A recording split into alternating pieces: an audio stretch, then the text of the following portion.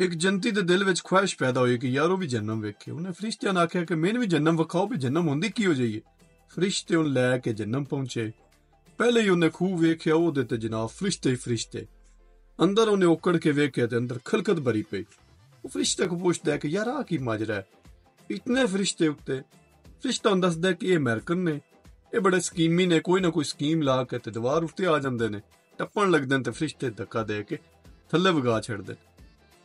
ठीक है, अगा टुरदन दूजा खूह वेदा उत्थे भी जनाब खलकत ही खलकत भरी पई। उस खूह दे अंदर अग लगी है, सड़दे पैन, बुझदे पैन, तड़पदे पैन, रोंदे पै, चीखदे पै।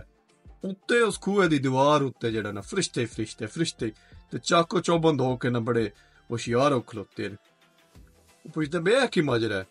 फरिश्ता हुन दसदा कि चाइनीज ने, कद दे भावें निक्के ने पर तेज बड़े ने।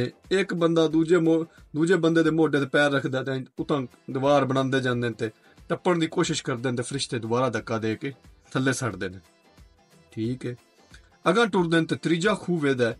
खूह दे अंदर ओकड़ के वेदा ते खलकत ही खलकत भरी पई हुंदी है। लेकिन उस खूह दी दीवार ते कोई फरिश्ता नहीं खलोतिया हुंदा। ਉਹ ਪਿਛਾਂ ਬਹਿ ਕੇ ਆਰਾਮ ਪੈ ਕਰਦੇ ਹੁੰਦੇ ਨੇ। ਜੰਤੀ ਬੜਾ ਹੈਰਾਨ ਹੁੰਦਾ ਹੈ ਕਿ ਯਾਰ ਆ ਕੀ ਸੀਨ ਹੈ ਬਈ ਖੂਹ ਦੇ ਅੰਦਰ ਖਲਕਤ ਭਰੀ ਪਈ ਹੈ ਲੇਕਿਨ ਚਾਰ ਦੀਵਾਰੀ ਤੇ ਇੱਕ ਵੀ ਫਰਿਸ਼ਤਾ ਨਹੀਂ ਖਲੋਤੇ। ਉਹ ਤੇ ਬਹਿ ਕੇ ਆਰਾਮ ਪੈ ਕਰਦੇ ਨੇ ਬਈ ਤੁਹਾਨੂੰ ਇਹਨਾਂ ਦਾ ਕੋਈ ਖਤਰਾ ਨਹੀਂ ਬਈ ਨਸ ਜਾਣਗੇ। ਉਹ ਫਰਿਸ਼ਤਾ ਦੱਸਦਾ ਹੈ ਪਾਕਿਸਤਾਨੀ ਨੇ ਇਹਨਾਂ ਚੋਂ ਕੋਈ ਗਲਤੀ ਨਾਲ ਉੱਤੇ ਆ ਵੀ ਜਾਵੇ ਨਾ, ਦੂਜਾ ਉਹਦੀ ਲੱਤ ਛੇਕ ਕੇ ਥੱਲੇ ਵਗਾ ਛੱਡਦਾ ਦਾ ਜੇ ਮੈਂ ਨਹੀਂ ਨਾ ਤੇ ਤੂੰ ਹੀ ਨਹੀਂ। ਗੱਲ ਭਾਵੇਂ ਹਾਸੇ ਬਖੇੜੇ ਵਾਲੀ ਹੈ, ਗੱਲ ਭਾਵੇਂ ਛੋਟੀ ਹੈ, ਲੇਕਿਨ ਇਹਦੇ ਵਿੱਚ ਨਸੀਹਤ, ਇਹਦੇ ਵਿੱਚ ਸਬਕ ਉਨਾ ਹੀ ਵੱਡਾ ਹੈ। ਮੈਂ ਆਪਣੀ ਹਰ ਵੀਡੀਓ ਵਿੱਚ ਤੁਹਾਨੂੰ ਪਿੱਟਦਾ ਤੁਹਾਡੇ ਤਰਲਾ ਲੈਣੇ ਜਿਹੜਾ ਨਜ਼ਰ ਆਉਂਦਾ ਕਿ ਵੀ ਖੁਦਾ ਦਾ ਨਾਂ ਜੇ ਕਿਸੇ ਤੋਂ ਹਸਦ, ਕਿਸੇ ਤੋਂ ਬੁਗਜ਼ ਨਾ ਰੱਖਿਆ ਜੇ। ਅਗਰ ਰੱਬ ਕਿਸੇ ਨੂੰ ਰਿਜ਼ਕ ਦਿੱਤਾ ਹੈ, ਉਹਨੇ ਆਪਣਾ ਨਸੀਬ ਹਾਸਲ ਕੀਤਾ। ਤੁਸੀਂ ਆਪਣਾ ਨਸੀਬ ਹਾਸਲ ਕਰੋ, ਆਪਣੇ ਨਸੀਬ ਵਾਸਤੇ ਮਿਹਨਤ ਕਰੋ। ਸਾਡੇ ਮਾਸ਼ਰੇ ਦਾ ਸਭ ਤੋਂ ਵੱਡਾ ਅਲਮੀ ਇਹ ਹੈ ਕਿ ਅਸੀਂ ਦੂਸਰਿਆਂ ਨੂੰ ਵੇਖ ਕੇ ਹਸਦ ਕਰਨੇ ਆ, ਉਹਨਾਂ ਦੇ ਖਿਲਾਫ ਆਪਣੇ ਦਿਲ ਵਿੱਚ ਬੁਗਜ਼ ਰੱਖਨੇ ਆ। ਬਸ ਐਵੇਂ ਜਲਸੀ ਫੀਲ ਕਰਦੇ ਆ ਨਾ, ਆਪਣੀ ਮਿਹਨਤ ਨਹੀਂ ਕਰਨੀ। ਆਪ ਬਿਲਕੁਲ ਨਿਕੰਮੇ ਹਾਰ ਬੈਠੇ ਰਹਿਣਾ, ਦੂਜੇ ਨੂੰ ਵੇਖ ਕੇ ਹਸਦ ਕਰਦੇ ਰਹਿਣਾ ਵੀ ਬੜਾ ਪੈਸਾ, ਬੜੀ ਤਰੱਕੀ ਕਰ ਰਿਹਾ ਹੈ। ਮੇਰੇ ਓਵਰਸੀਜ਼ ਭਾਈ ਨੇ ਇਸ ਚੀਜ਼ ਦੀ ਤਸਦੀਕ ਕਰਦੇ ਲਫ਼ਜ਼ਾਂ ਦੇ ਕਿ ਸਾਡਾ ਸਭ ਤੋਂ ਜ਼ਿਆਦਾ ਹੱਕ ਜਿਹੜਾ ਨਾ ਉਹ ਸਾਡੇ ਪਾਕਿਸਤਾਨੀ ਭਰਾ ਹੀ ਮਾਰਦੇ, ਲੇਬਰ ਮਾਰ ਜਾਂਦੇ ਨੇ।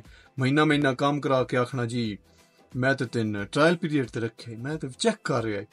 ਪਰ ਮਹੀਨਾ ਉਸ ਗਰੀਬ ਕੋਲੋਂ ਮਿਹਨਤ ਕਰਾ ਕੇ ਉਹਨਾਂ ਆਖਣਾ ਕਿ ਮੈਂ ਤੈਨੂੰ ਚੈੱਕ ਕਰ ਰਿਹਾ।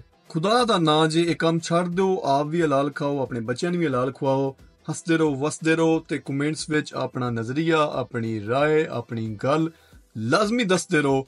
ਮੈਂ ਹਰ ਕਮੈਂਟ ਪੜ੍ਹਨਾ ਔਰ ਹਰ ਕਮੈਂਟ ਦਾ ਰਿਪਲਾਈ ਵੀ ਕਰਨਾ। ਔਰ ਯਕੀਨ ਕਰੋ ਦਿਲ 'ਚ ਇਤਨੀ ਖੁਸ਼ੀ ਹੁੰਦੀ ਹੈ ਨਾ, ਮੈਂ ਬਿਆਨ ਨਹੀਂ ਕਰ ਸਕਦਾ ਲਫ਼ਜ਼ਾਂ ਵਿੱਚ।